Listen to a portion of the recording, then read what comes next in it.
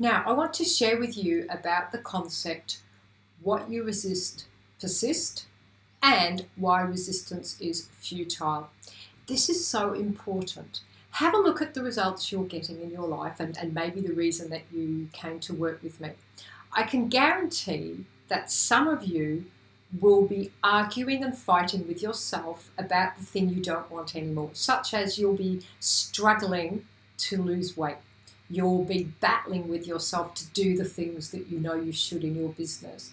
You will be arguing with yourself about that lazy part that doesn't feel like finishing the report at work. You might be focusing on the struggle you have with not eating that chocolate bar. So what is happening here is you are resisting the thing that you're trying to avoid. And everything in life is energy. So where your attention goes, energy flows. Now, the energy of the mind is attention. So if you're focusing unknowingly on arguing with yourself about not wanting to do something and struggling and berating yourself, you're actually giving your power and you're giving your energy to the very thing you don't want. And ultimately, it will sabotage your success. Now, the reason I've put this video together is probably the number one thing that many of my clients do, and I used to have a gold medal in this, is be really unkind and hard to themselves.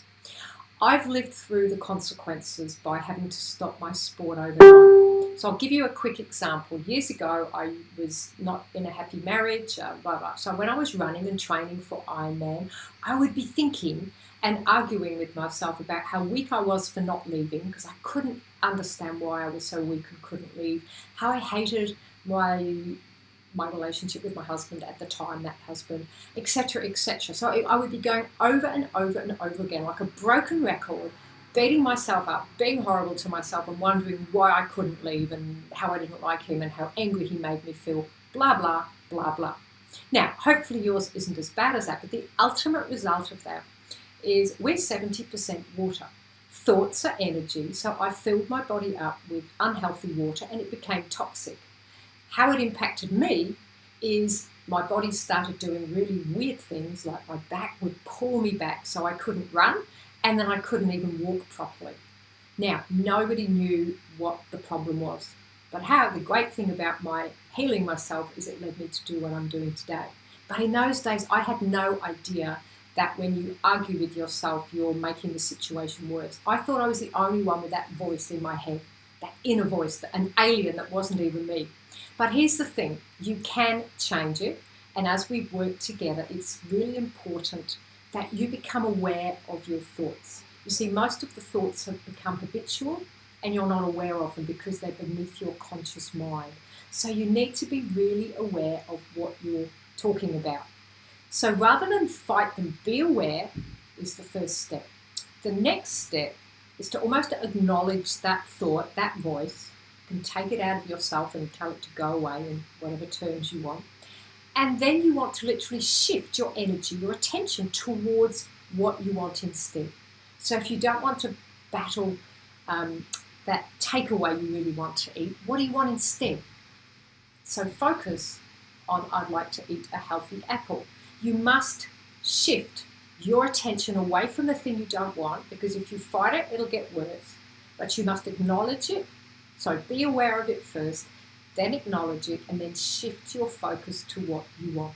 This is for everything. It's with your values, with your habits, your results in your life. It's a key foundational piece. And I just wanted to do a short video because it's one of the hardest concepts for many people to truly get.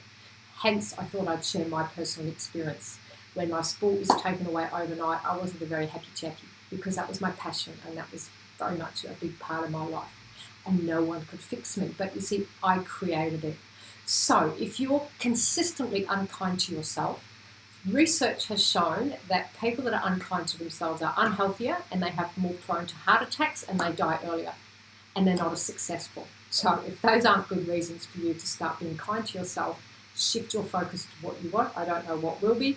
And people that are grateful and thankful and focusing on the positive and what they want are happier and live longer. So if you have no other reason, then you could live a longer, happier, healthier life Please, please, please stop it now. Focusing and battling with the thing you don't want or you can't change.